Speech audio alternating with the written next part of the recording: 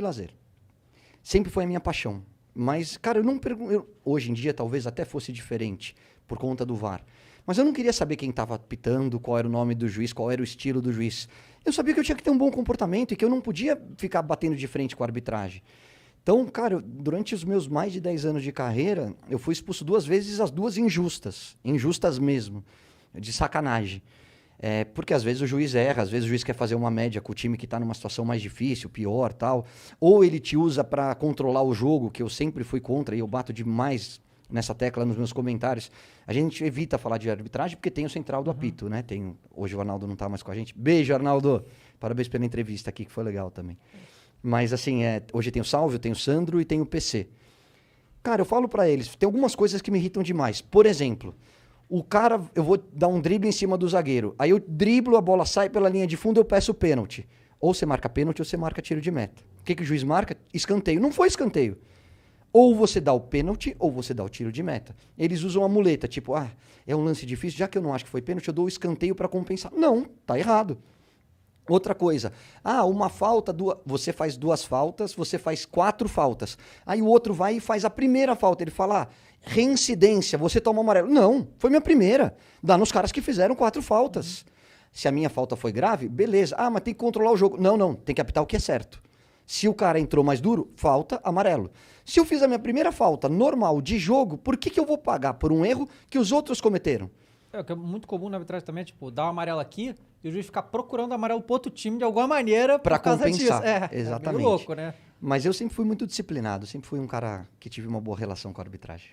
Às vezes que tu foi expulso injustamente, tu lembra? Foi Claro. por causa disso? Cara, Foi. 2 vezes na carreira inteira ser expulso, tem noção disso? E suspensão por cartão amarelo deve ter acontecido, mas eu não lembro mesmo, cara. Putz, a primeira foi com a camisa do Santos e Racing na Argentina. Na nossa chave, era uma chave difícil, não lembro se era acho que não era Libertadores, acho que era Sul-Americana. E éramos nós, River e Racing. Classificamos nós e River. E o Racing estava naquela crise e tal. Primeiro tempo, 0-0.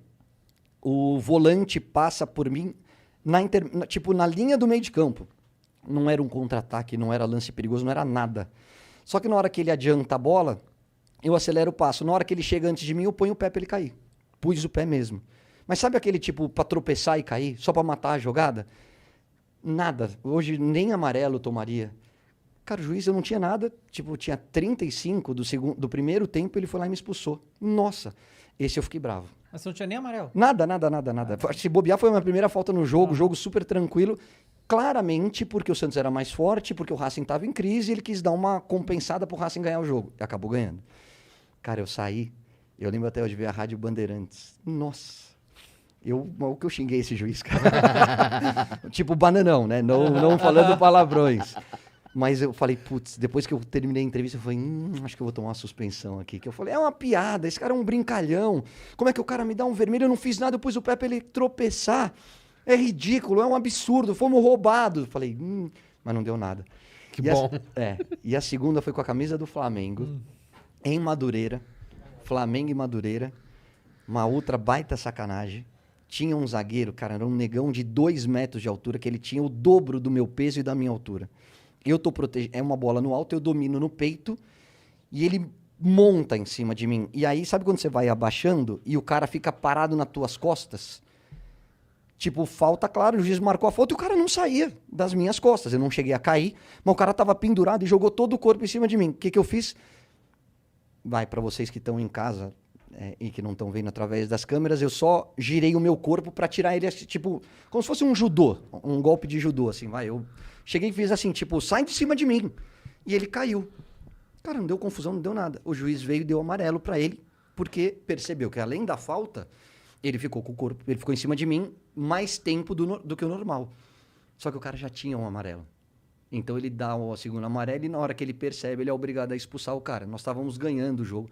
Acho que o Flamengo, inclusive, acabou ganhando esse jogo. Eu e o Romário na frente. E aí, cara, o time inteiro do Madureira vai pra cima do árbitro, cobrando que me desse o cartão também. Mas eu não briguei, eu não revidei, eu não fiz nada. Eu só tirei o cara de cima de mim. Eu não tinha amarelo, eu não tinha nada. Aí o juiz, para compensar, para fazer a tal média, ele me dá o vermelho. Eu falo, vermelho? Nem pro cara que fez a falta e ficou nas minhas costas, você deu vermelho, você deu amarelo. E por ser o segundo amarelo, você expulsou ele. Para mim, você vai dar vermelho, que eu não fiz nada, eu sofri a falta. Então foram as duas grandes injustiças. Nesse dia da tu minha saiu carreira. puto, xingou também? Xinguei. Ficava bravo. Mas você sabe que dentro do campo, sério, agora eu às vezes saía um palavrão. É. Só dentro de campo. Que nem eu falo pro meu filho, filho, o estádio é sagrado. Quando você entrar aqui e quiser xingar, pode xingar. Saiu do estádio, não. Aí é só Tá no certo. máximo bananão. Teu filho tem quantos anos? 10 anos. É? Vai fazer 11.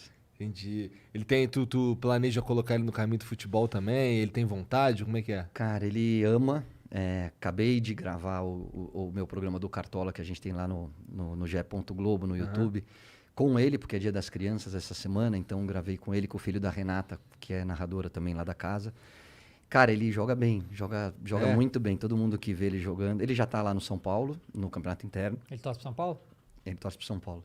Ele torce pro São Paulo. Agora eu vou fazer um último comentário que você vai entender como ele torce pro São Paulo. Cheguei pra ele e falei assim, ele joga FIFA, joga Cartola, faz tudo, né?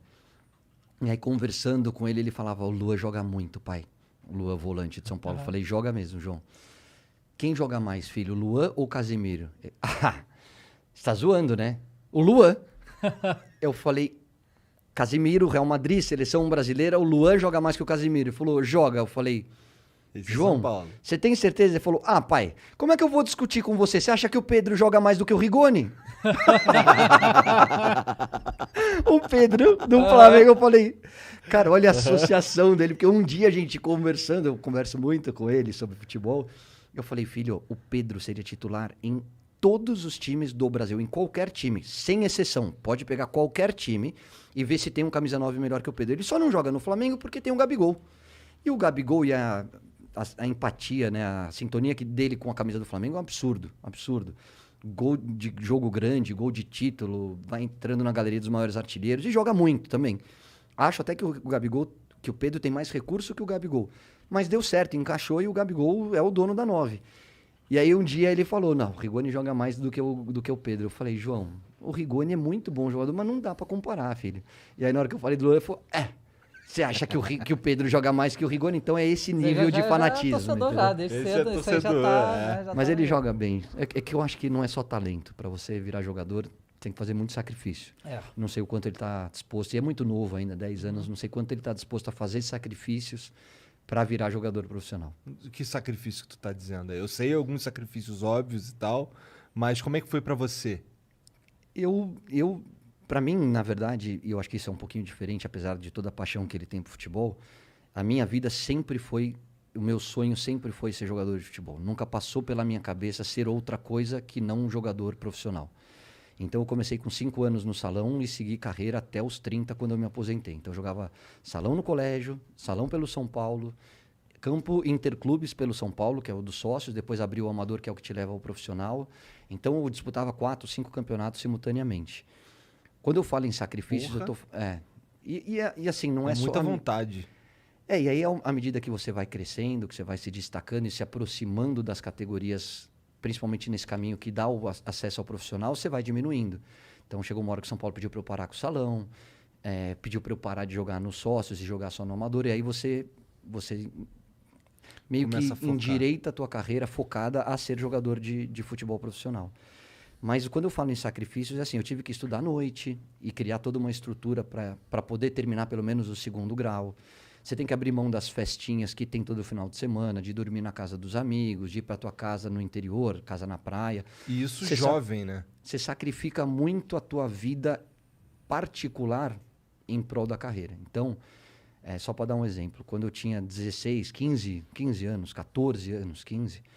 Cara, você não vê a hora... Você chaveca as meninas no colégio esperando a festinha de sexta-feira. Hoje em dia tá mais precoce, mas na minha época, você ficava esperando o baile ou a festa do final de semana para você poder chegar na menina. Tinha aquela história do bilhetinho, de pedir em namoro e tal. E aí chegava na sexta-feira, eu não podia ir para essa festa, porque eu tava no interior de Minas... dormindo em chão de escola, colchãozão, que era onde as delegações ficavam nessa época, para disputar um campeonato sub-15 brasileiro. em condições muito diferentes daquelas que os meus pais poderiam me proporcionar, e deixando de poder pegar a menina, de pedir ela em namoro, porque era a minha carreira, era o meu sonho. Então, se abre mão de muita coisa. Agora, é a tua paixão, não é um sacrifício, é natural, é espontâneo. Você gostaria de conciliar as duas? Claro que você gostaria. Gostaria de poder namorar. Pô, eu fui casar depois que eu parei de jogar. Caraca. Um sonho da minha vida sempre foi entrar em campo com um filho, né? O maior tesouro que eu tenho na vida é o João e a Valentina, que são meus 2 filhos. O João tá com 10, a baixinha tá com 6. Quem é pai vai entender. Mas eu não realizei esse sonho. Hoje eu realizo de forma amadora. Eu jogo no campeonato do clube e o meu filho tá lá sempre me prestigiando. É diferente. Mas por quê? Que nem uma pergunta que muita gente me faz. Pô, eu gosto muito dos teus comentários, acho que você entende pra caramba. Você seria treinador? Hoje, ser treinador seria receber muito mais do que eu ganho na TV. Só que seria abrir mão de um lado familiar, de ver o crescimento dos meus filhos, que eu não estou disposto a fazer. Hoje eu consegui equilibrar a minha vida, que eu sou comentarista, e a minha vida sempre foi ligada ao esporte. É o que eu amo, é o que eu sempre fiz. Eu consigo encontrar os meus amigos, sair com a minha esposa e ver o crescimento dos meus filhos. Ir no jogo dele no final de semana, levar ele para dormir na casa dos amiguinhos ou trazer os amiguinhos para dormir em casa, mas ter esse contato com as crianças num momento que eu acho muito importante.